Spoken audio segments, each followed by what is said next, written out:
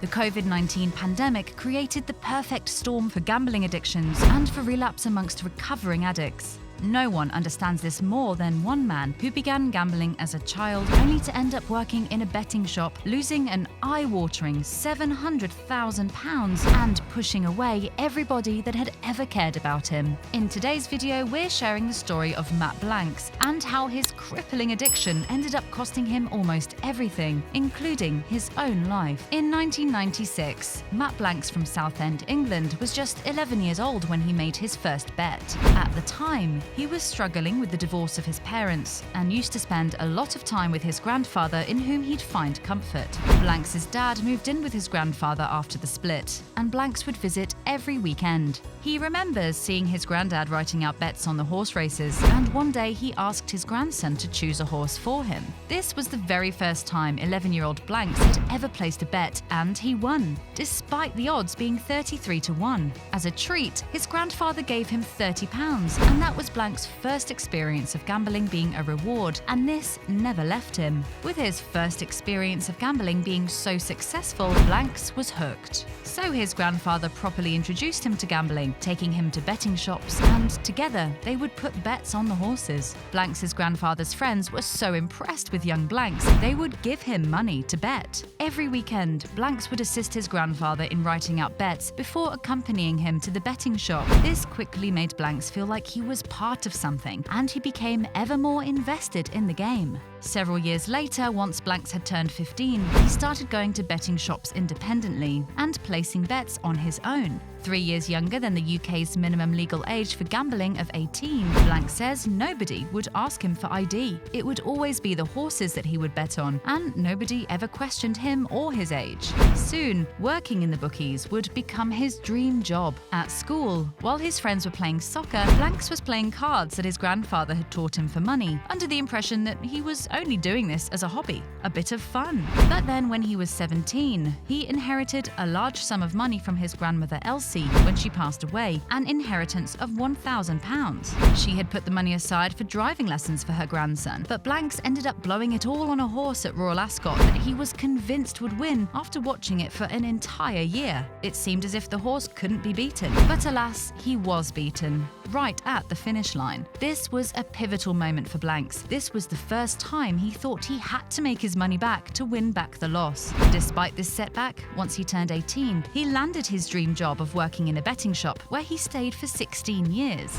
He rose through the ranks quickly. He already knew everything there was to know about betting and already had 7 years of experience under his belt. With his passion, knowledge, and flair for the job, Blanks was promoted to store manager within just 3 short months. Before he entered full-time employment, Blanks was restricted to gambling at the weekends only. But now, being around gambling non-stop, it meant that he quickly found himself making bets every single day, and he was unstoppable. He became friends with big-time, high-stakes customers, which of course only further encouraged him. They'd come into the shop and place enormous bets, which encouraged Blanks to do the same to fit in with his new friends. Working in a betting shop provides a decent salary of around £30,000 per year, but Blanks could easily blow his entire monthly pay packet within 1 day of receiving it. So he had to come up with other ways he could fund his gambling habit. Just as so many gamblers find themselves doing as the grip of addiction takes hold, he began taking out overdrafts, loans, and credit cards before asking his friends and family for financial help. But he didn't tell them the truth about what the money was for, of course. He would come up with all sorts of stories and excuses. That he'd lost his wallet, he'd not been paid,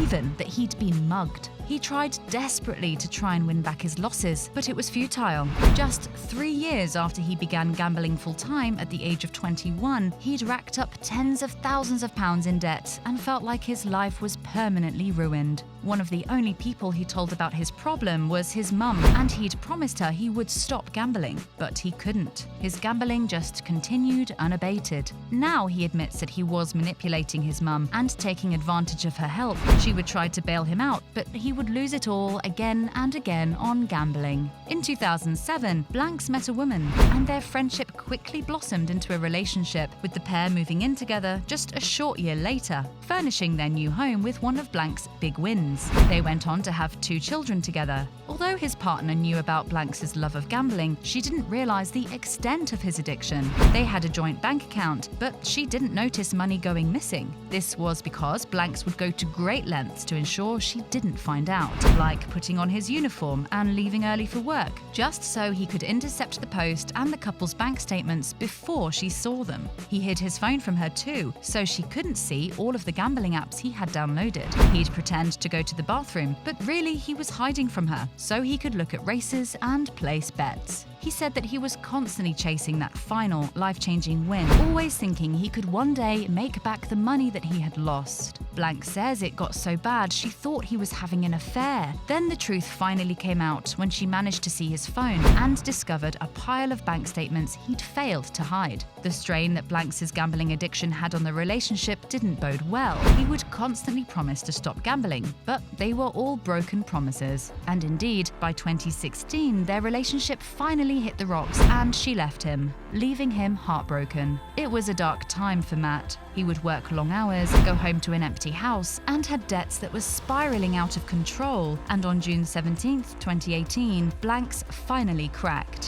He'd tried to get some money out of his dad for the millionth time by coming up with yet another made-up excuse. And suddenly he thought, why can't I stop? He felt like he was at a point of no return. Despite his smokescreens, everyone in his life knew he had a problem, and realizing that he had damaged every relationship in his life, he decided there was only one way out: to take his own life. So he made an attempt to end things for good. Luckily, he failed, and this made him realize that by succeeding, he would only create more hurt and cause more devastation to the ones he loved. Thankfully, Blanks' story doesn't end there.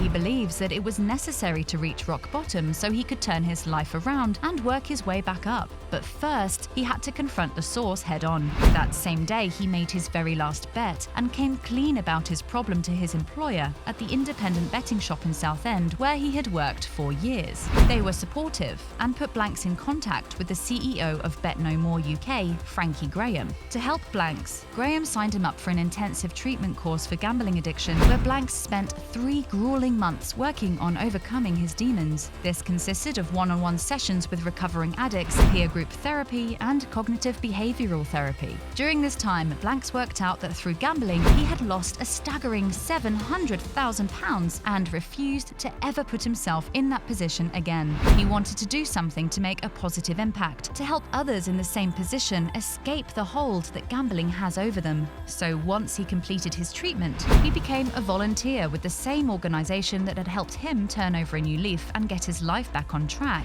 Bet No More UK. He would share his own experiences to help others, and in December 2018, he became a full-time community outreach worker. Just months after his lowest point, he had done it. He had totally turned his life around. He says that during those months, and with the help of his treatment, he had developed coping mechanisms for his urges and travelled the country speaking at conferences and with gambling operators about his experiences. Blanks was an inspiration. His outreach work was so impressive that eventually the charities GamCare and Gamble Aware offered him the role of project manager on a peer support program for gamblers that was being commissioned. The service offers referred problem gamblers the opportunity to connect with someone who has lived experience and works as a buddy system. Talking to someone who has been at the same point but who has come through the other side is incredibly helpful for addicts, and it gives them the chance to talk out their addiction with someone who totally understands. In recent years, the UK government has been working to make gambling safer, and while Blanks was supportive of the decision to remove all gambling-related radio and TV adverts during lockdown, he says that there is still so much more that needs to be done.